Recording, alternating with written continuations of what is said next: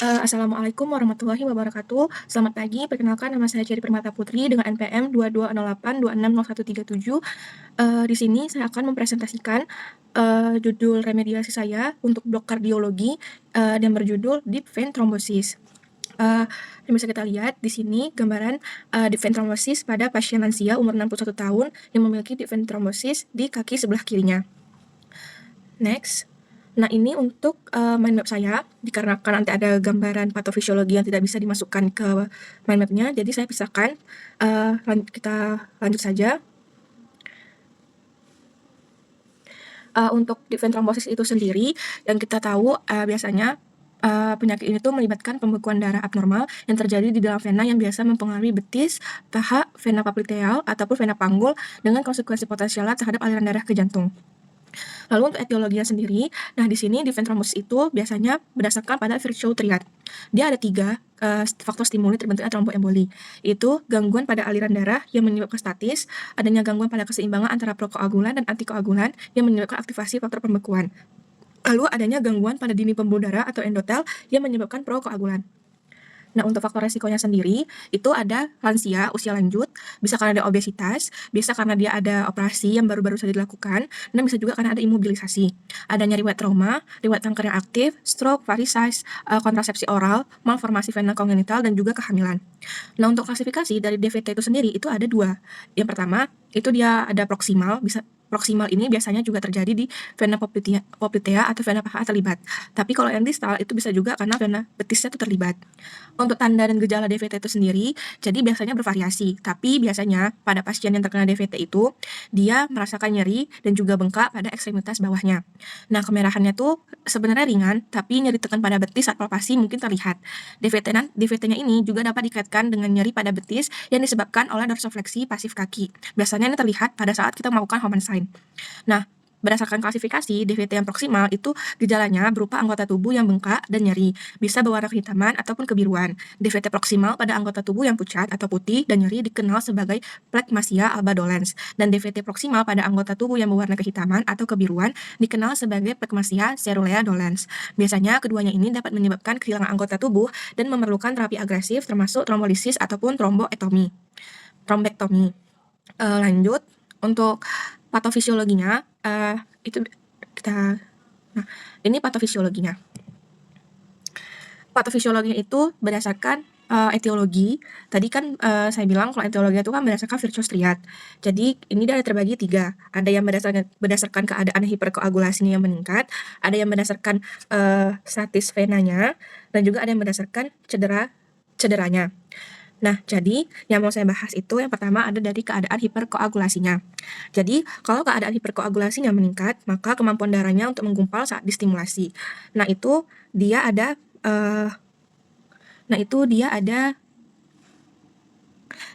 ada beberapa hal yang bisa terjadi. Yang pertama itu bisa karena trauma ataupun bisa karena operasi atau pembedahan. Nah, karena ada trauma atau pembedahan, maka pastinya akan terjadi cedera dari sistemiknya. Dari cedera sistemik ini nantinya akan mengaktifasi kaskade koagulasinya yang menyebabkan hiperkoagulasinya meningkat. Lalu ada juga dari keganasan ini. Nah, keganasan ini nantinya akan memicu pelepasan sitokin yang nantinya akan membuat koagulasi yang tidak normal. Yang pastinya akan membuat keadaan hiperkoagulasinya meningkat. Lalu ada juga dari aktivasi trombosit. Aktivasi trombosit ini akan meningkatkan pembentukan pembekuan darah yang menyebabkan keadaan hiperkoagulasinya meningkat. Lalu lanjut, ada juga dari gangguan yang diwarisi. Gangguan yang diwarisi ini seperti cacat bawaan pada koagulasi. Bisa juga karena faktor V, Leiden, mutasi faktor 2, ada juga defisiensi protein, yang nantinya akan meningkatkan pembekuan darah. Selain itu, ada juga dari kehamilan dan bisa juga dari kontrasepsi oralnya yang nantinya akan membuat hormon estrogen mempromosikan hiperkoagulabilitas terutama dengan adanya faktor resiko yang lain. Nah, hal-hal ini nantinya akan menyebabkan hiperkoagulasinya meningkat. Selain dari hiperkoagulasi yang meningkat, tadi juga saya bilang ada karena venastasis. Nah, dari venastasis ini itu kalau berdasarkan faktor resiko, itu dia bisa karena kegemukan atau obesitas, bisa juga karena fraktur, imobilisasi, tirabaring, dan juga lamanya kita naik kendaraan ataupun bisa juga karena lama perjalanan pada pesawat. Nah, kalau dia pada kegemukan, Itu, bisa karena lemak yang mengandung lebih banyak aromatasenya, dan juga bisa mengubah lebih banyak androgen menjadi estrogen. Yang terus, gaya hidupnya juga tidak banyak bergerak, aliran balik venanya buruk. Nantinya akan menyebabkan stasis vena, laju aliran darahnya rendah di lokasi cedera pembuluh darah, dan berkonsentrasi faktor pembekuan darah di lokasi tersebut. Nah, kalau dari faktor dan imobilisasi, nantinya gerak ototnya menurun, dan juga kalau gerak otot menurun, udah pasti aliran darah vena juga menurun. Selain itu, ada juga dari cedera. Cedera ini itu bisa dari hipertensi, adanya bakteri, dan juga adanya katup buatan. Nah, kalau dari hipertensinya itu nantinya akan merusak dinding pembuluh darah secara fisik. Kalau dari bakteri nanti akan menempel atau menyerang pada dinding pembuluh darah. Sedangkan pada katup buatan adanya permukaan yang tidak normal. Nantinya hal-hal ini akan menyebabkan cedera pembuluh darah yang dimana akan mengekspos faktor jaringan pada sel yang rusak dan subendotelium untuk peningkatan VWF. Nah, itu saja dari patofisiologinya. Kita lanjut ke diagnosis. Seperti yang tadi saya bilang, di tanda dan gejala dari manifestasinya, sudah pasti pasien nanti akan datang dengan keluhan nyeri dan kemerahan.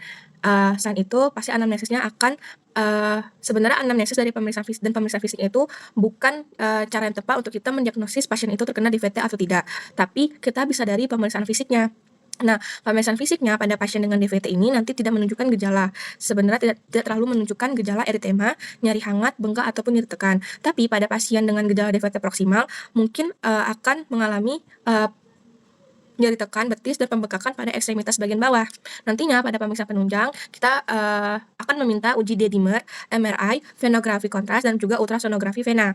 Nah, kalau dari uji D-dimer itu sendiri, itu dia dibagi dengan 3 jenis pengujian. Yang pertama ada uji imunosorben terkait enzim ELISA, terkait enzim atau ELISA, ada uji aglutinasi lateks, ada uji aglutinasi darah utuh sel darah merah, dan nilai D-dimer ini kalau dia negatif dapat mengesampingkan DVT dan PE. Hasil D-dimer positif palsu nantinya akan ditemukan pada peradangan, kehamilan, keganasan, dan pada usia lansia. Sedangkan pada hasil negatif D-dimer biasanya dikarenakan gejala yang muncul terlambat dan DVT-nya kecil di bawah lutut.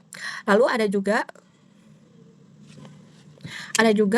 tes MRI. MRI ini nantinya akan menjadi terapi tes diagnostik pilihan untuk dugaan trombosis vena iliaca ataupun vena cava inferior ketika venografi tomografi komputernya dikontraindikasikan atau secara teknis tidak memadai. Lalu ada venografi kontras. Venografi ini merupakan tes diagnostik definitif untuk DVT, namun jarang dilakukan karena tes non-invasi yaitu D-dimer dan USG vena lebih tepat dan lebih akurat untuk dilakukan. Lalu ada ultrasonografi vena. Jadi sebenarnya ultrasonografi vena ini merupakan pemeriksaan non-invasif. Dia biasanya relatif lebih murah, aman, dan juga lebih tersedia. Dia ada 3 jenis dari ultrasonografi vena ini. Ada pertama USG kompresi. Biasanya ini dilakukan pada vena dalam posisi proksimal, khususnya vena femoralis dan juga poplitea. Ada USG duplex, biasanya lebih sering untuk menyelidiki vena betis dan iliaka. Juga ada pencitraan Doppler yang berwarna. Nah, mungkin itu saja dari diagnosis selanjutnya untuk tata laksana. Nah, yang pasti yang pertama kita harus ketahui adalah tujuan dari terapi DVT itu sendiri. Biasanya tujuan dari terapi DVT itu sendiri adalah untuk mencegah perluasan trombus, membatasi bengkak yang progresif pada tungkai, melisiskan atau membuang bekuan darah melalui cara trombektomi, dan mencegah disfungsi vena atau sindrom pasca trombosis di kemudian hari, dan mencegah emboli. Nah, tata laksananya sendiri itu dia terbagi menjadi antikoagulan, inhibitor trombin langsung, terapi trombolitik, dan juga vena cava. Untuk antikoagulan itu terbagi, ada heparin atau LMWH, ada warfarin yang biasanya bergantung pada vitamin K, dan juga ada NOC. Pada heparin nantinya, ini akan diberikan secara subkutan dan sering digunakan pada awal pengobatan DVT serta profilaksis. Kalau warfarin itu nanti biasanya ada efek antikoagulan, dan warfarin ini akan dimulai dalam waktu 24 jam. Puncaknya memerlukan waktu 72 sampai 96 jam. Biasanya itu karena heparinnya tidak terfraksi atau LMWH-nya digunakan bersama dengan warfarin sampai INR terapeutik 2,5 hingga 3,0 dapat dicapai.